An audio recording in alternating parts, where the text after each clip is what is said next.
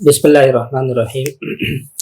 خاندانی جھگڑوں کے اسباب اور ان کے آثار حل کے ضمن میں ہم نے ایک بہت اہم سبب کی طرف اشارہ کیا تھا کہ جو خاندان کے سرکردہ اور قد آور لوگ ہوتے ہیں، جن کی ذمہ داریوں میں داخل ہوتا ہے کہ خاندان میں ہونے والی کوئی بھی اونچ نیچ کے اندر وہ مرکزی کردار ادا کرتے ہوئے خاندان کے اندر ہونے والے ٹوٹ پھوٹ کو، جھگڑوں کو وہ کیا کریں، ختم کروائیں۔ لیکن آج کل اکثریت خاندان کے ایسے لوگ وہ اپنی ذمہ داریوں سے انحراف کرتے ہیں، اور نہ صرف یہ کہ ذمہ داری سے انحراف کرتے ہیں بلکہ وہ اس کے اوپر ایک ڈھونڈی سی دلیل بھی پیش کرتے ہیں۔ وہ دلیل ان کی کیا ہوتی ہے؟ وہ یہ کہ بھئی ہم نے تو ہر طرف بنا کر کے رکھنی ہے، اس لیے ہم کھل کر کے صحیح کو صحیح اور غلط کو غلط نہیں کہہ سکتے۔ تو یہ طرز عمل کو جس وقت میں نے وہ خاندانی جھگڑوں کے اسباب اور ان کے آسان حل کے اندر بیان کیا تھا، تو اس میں نے ان کے لیے ایک لفظ استعمال کیا تھا کہ یہ منافقت کے اوپر ان کا طرز عمل کیا ہوتا ہے، منحصر ہوتا ہے۔ بالفاظ دیگر یوں کہہ دیں کہ میں نے یہ کہا تھا کہ یہ منافقت کا سہارا لیتے ہیں دونوں طرف بنانے کے چکر میں۔ تو اس کے اوپر چند احباب نے یہ کہا کہ آپ کے الفاظ بڑے سخت ہیں، کیونکہ ہم لوگ جو ہے وہ مصلحت کا سہارا لیتے ہیں نہ کہ منافقت کا۔ تو آپ کا اس مصلحت کو منافقت سے تعبیر کرنا یہ کسی بھی طور کے اوپر درست نہیں ہے۔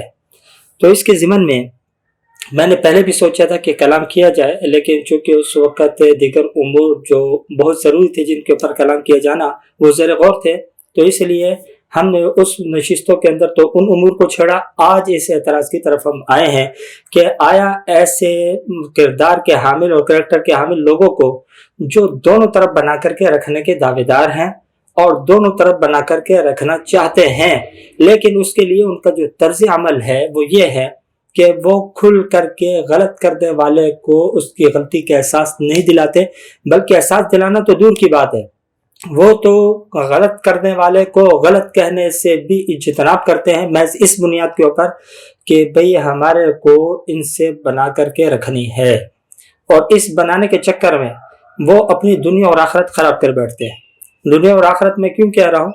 اس لیے کیونکہ میں نے ان کے اس عمل کو منافقت سے تعبیر کیا تھا۔ آج اس کی مذمت کے اندر آج اپنے اس دعوے کے اوپر چند دلیلیں بھی پیش کروں گا احادیث نبوی صلی اللہ علیہ وسلم کی روح سے، اور ان کے اس طرز عمل کے اوپر آخرت ان کی کس طریقے سے برباد ہو رہی ہے اس کے اوپر بھی ایک حدیث مبارکہ پیش کروں گا۔ پہلی بات تو یہ سمجھ لیں کہ اگر دونوں طرف بنا کر کے رکھنے والا اس اعتبار سے بنائے کہ وہ غلط کو غلط بھی کہے اور غلطی میں اس کا ساتھ نہ دے، نہ ان کی خاموش حمایت کرے، نہ قولاً نہ فعلاً، اور نہ ہی وہ ان کے کھلی چھوٹ دے دے غلط کہنے والے کو، اور اسی طریقے سے جس وقت وہ مظلوم کی طرف آئے تو اس کے سامنے بھی برملا اس چیز کا اعتراف کرے کہ تمہارے ساتھ فلاں شخص نے زیادتی کی ہے، ہم نے اس کی زیادتی کے اوپر اسے مواخذہ کیا ہے، یا اس کو مواخذہ کرنے کے اوپر قدرت نہیں تھی تو کم از کم منہ کے اوپر اسے غلط ضرور کہا ہے، ہم خاموش حمایت کے مرتکب نہیں ہوئے۔ لیکن اگر کوئی شخص ایسا نہیں کرتا بلکہ وہ غلط کرنے والے کو غلط کہنے سے صرف اس وجہ سے اجتناب کرتا ہے کہ میں نے دونوں طرف جو بنا کر کے رکھنا ہے اس کا سلسلہ ہمارا ختم ہو جائے گا، تو اس اعتبار سے ایسے شخص کو اگر ہم احادیث کی روح سے دیکھیں تو اسے ذی الوجہین، دو چہروں والا شخص کہا گیا ہے احادیث شریف کے اندر۔ تو اس ضمن کے اندر میں آج صرف دو روایتیں پیش کرنا چاہوں گا۔ دونوں روایتیں ابو داؤد شریف کی ہیں، جلد نمبر 2 صفحہ نمبر 326 کے اوپر کتاب الآداب کے ضمن میں امام ابو داؤد رحمۃ اللہ علیہ نے باب باندھا ہے کتاب ذی الوجہین، دو چہروں والے شخص کے بارے میں۔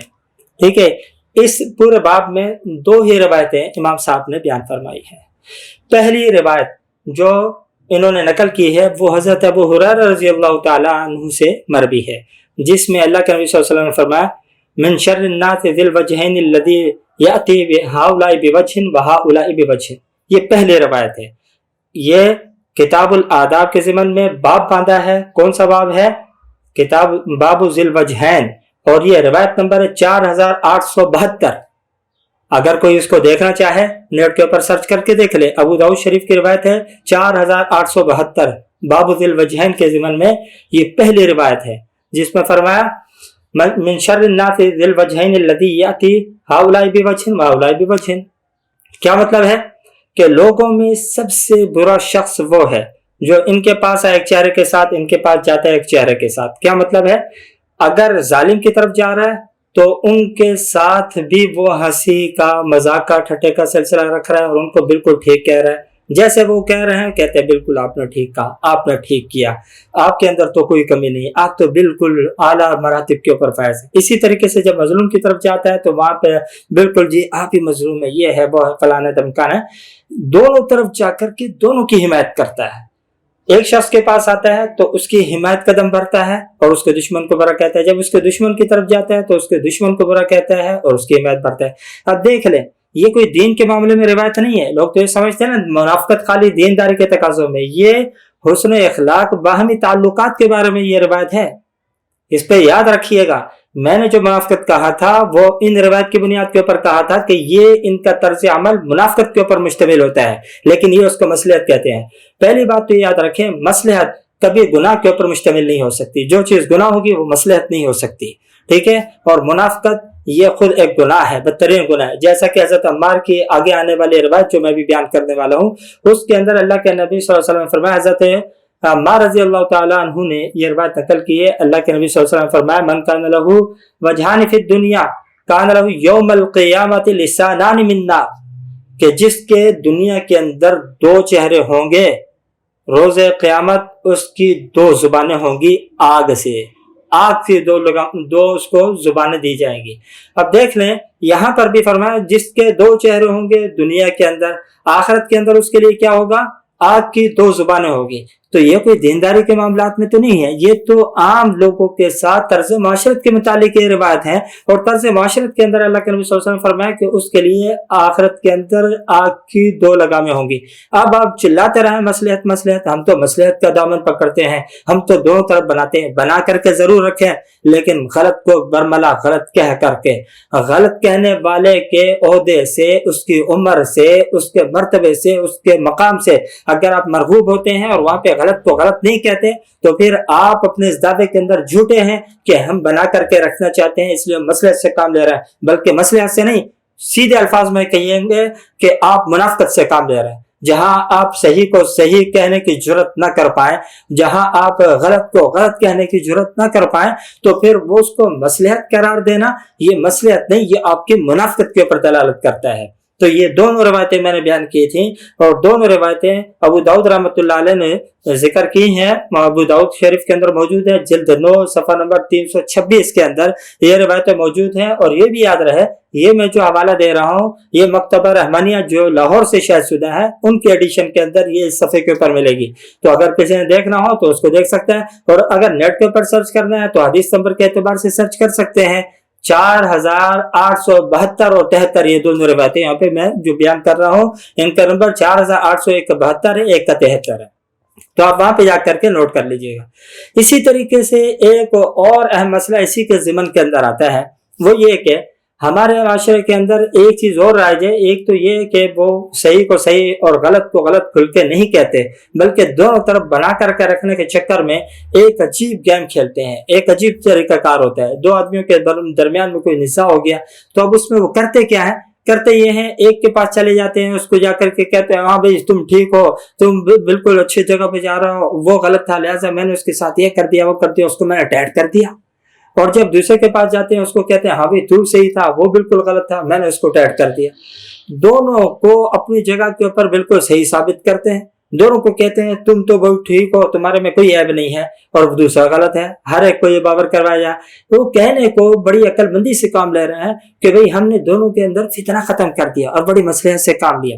یہ مصلحت نہیں, یہ بھی منافقت ہے, یہ اس اعتبار سے منافقت ہے, اور اس کا گناہ اس کا جرم جو ہے اس سے بھی بڑا ہے. وہ کیوں؟ اس لیے کہ جو غلطی کے اوپر قائم بندہ ہے آپ اس پہ باور کروا رہے ہو, نہیں تو صحیح ہے دوسرا غلط ہے, وہ قابل گردن زنی تھا لہٰذا میں نے اس سے جو خوب ڈانٹ کر دیا. وہ آدمی بڑا خوش ہو جاتا ہے کہ میرے کو غلطی کے اوپر ہوتے ہوئے بھی اس شخص نے کیا قرار دیا ہے, بالکل ٹھیک ٹھاک قرار دے دیا. تو وہ شخص اپنی غلطی کا نہ صرف ادراک نہیں کر پاتا، احساس نہیں کر سکتا، اور نتیجتاً یہ ہوتا ہے وہ اپنی کی گئی زیادتی کے اوپر کبھی بھی نہ توبہ کرے گا، نہ کبھی اس کو اپنے جرم کا احساس ہوگا، نہ غلطی کا احساس ہوگا، بلکہ وہ یہی سمجھے گا کہ میں تو ٹھیک تھا، ٹھیک ہوں اور ٹھیک ہی سمجھوں۔ جب ایک انسان اپنے گناہ کو گناہ نہ سمجھے تو اس کو توبہ کی توفیق کیسے ہوگی؟ اور یہاں پہ اس کو اس توبہ کی توفیق سے محروم کرنے والا کون ہے؟ یہ درمیان والا، منافقت کرنے والا، جو یہ کہتا ہے کہ میں تو صلح کروا رہا ہوں۔ صلح کے یہ اصول نہیں ہے۔ صلح کے لیے آپ کو صحیح کو کھل کے صحیح کہنا پڑے گا اور غلط کو کھل کر کے غلط کہنا پڑے گا۔ آپ دونوں طرف اچھا رکھنے کے لیے ان کو گناہوں کے اوپر قائم و دائم رکھوا رہے ہیں، عند اللہ آپ بھی مجرم ہوں گے۔ تو اسی ترتیب سے جو بات میں پہلے ذکر کر رہا تھا کہ یہ جو کہتے ہیں ہم دونوں طرف بنا کر کے رکھنا چاہتے ہیں، اس وجہ سے ہم کھل کر کے صحیح کو صحیح اور غلط کو غلط نہیں کہتے۔ یہ ایک بات اور بھی کہتے ہیں کہ بھئی اگر ہم کھل کر کے صحیح کو صحیح کہے اور غلط کو غلط کہے تو ہمارے کو شدید مخالفت کا سامنا کرنا پڑتا ہے۔ تو مخالفت تو ہوتی ہے، مخالفت آپ حالات کو اپنے موافق ہمیشہ سازگار دیکھنا چاہتے ہیں۔ آپ یہ چاہتے ہیں کہ آپ کو کبھی کسی مخالفت کا سامنا نہ کرنا پڑے، کسی سختی کا اور کسی بھی جو تیز جملوں کا ہمارے کو سامنا نہ ہو، تو پھر بڑا کیوں کہلواتے ہیں آپ؟ پھر بڑا ہونے کے دعوت چھوڑ دیں۔ ایک طرف آپ بڑا بھی بننا چاہتے ہیں اور دوسری طرف بڑوں کی جو ذمہ داریاں ہیں اس کو کہو آپ پورا بھی نہیں کر پاتے، اور پورا کرنے کا اگر کوئی راستہ بھی دکھاتا ہے تو آپ بیچ کا راستہ نکالتے ہیں جو منافقت کے اوپر ختم ہوتا ہے، اس کو آپ کہتے ہیں کہ ہم مصلحت سے چل رہے ہیں۔ مصلحت کی چادر اوڑھ کر کے لوگوں کو گناہ کے اوپر قائم نہ کریں۔ جو لوگ گناہ کے اوپر مر جائیں گے اس میں برابر کے آپ گناہ گار ہوں گے، کیونکہ ایک اور روایت ہے انصر اخاک ظالما او مظلوما او کما قال علیہ السلام، اللہ کے نبی صلی اللہ علیہ وسلم نے فرمایا اپنے بھائی کی مدد کرو، ظالم ہو یا مظلوم ہو۔ صحابہ کرام نے عرض کیا اللہ کے رسول مظلوم کی تو سمجھ میں آتے ہیں، ظالم کی کیسے مدد کرے؟ فرمایا ظالم کی مدد نہیں، اس کو اس کے گناہ سے آپ روک دو۔ اب آپ گناہ کرنے والے کو صرف اس وجہ سے گناہ سے روک ہی نہیں رہے، ظلم کرنے والے کو صرف اس وجہ سے آپ ظلم سے روک ہی نہیں رہے کہ اس کی طرف سے آپ کو شدتوں کا سامنا ہوگا، مخالفتوں کا سامنا ہوگا۔ تو اس اعتبار سے آپ جب اس کو گناہ سے نہیں روکیں گے، آپ اس کا راستہ بند نہیں کریں گے، آپ اس کو اس کی غلطی کے اوپر تنبیہ نہیں کریں گے، وہ آدمی اپنے کو ہمیشہ صحیح سمجھتا رہے گا، اور جب صحیح سمجھے گا اس کو اپنی غلطی کے احساس و ادراک نہیں ہوگا۔ جب احساس و ادراک نہیں ہوا تو اللہ کی قسم کبھی بھی توبہ کی توفیق نہیں ہوگی۔ کیوں؟ توبہ کی توفیق ہوتی ہی اس شخص کو ہے جو شخص کیا کرتا ہے، اپنے آپ کو گناہ گار سمجھتا ہے، گناہ تو کر رہا ہے لیکن احساس جرم ہے، احساس ندامت ہے، اس کو احساس ہے کہ ہم سے گناہ ہوا۔ لیکن اس قسم کے بیچ کے مصلح کار بن کے جو آتے ہیں نا، صلح کروانے والے، جو گناہ گار کو گناہ گار کہنے سے صرف اس لیے اجتناب کرتے ہیں کہ بھی ہمارے اس سے معاملات خراب ہوں گے، یہ اس کو گناہ کے اوپر پختہ کرنے والے بنتے ہیں۔ اسی طریقے سے اگر آپ یہ عذر پیش کریں بھئی ہم نے ان کا ساتھ نہیں دیتے، ہم تو ظالم کا ساتھ نہیں دیتے، بس یہ کہ خاموش ہو جاتے ہیں، تو آپ کی خاموشی بھی ان کو اس جرم کے اوپر قائم و دائم رکھتی ہے۔ وہ کس اعتبار سے؟ وہ جب آپ کے سامنے اپنے گناہ کا اظہار کرتا ہے، اپنے جرم کا اقرار کرتا ہے، اور آپ یہ سمجھ کر کے خاموش ہو جاتے ہیں ہم نے کچھ بولا تو مخالفت کا سامنا ہوگا، تو اگلا آدمی اس بات کے اوپر خوش ہو جاتا ہے کہ اس کی خاموش حمایت ہمیں حاصل ہو چکی ہے۔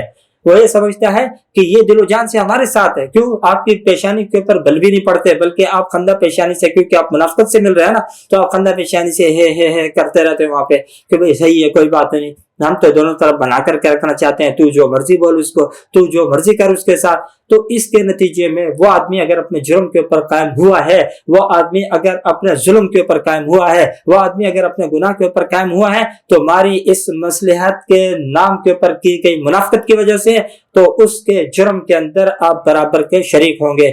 دعا فرمائے اللہ رب العالمین ہمارے کو مصلحت اور منافقت کے درمیان میں فرق کرنے کی توفیق عطا فرمائے۔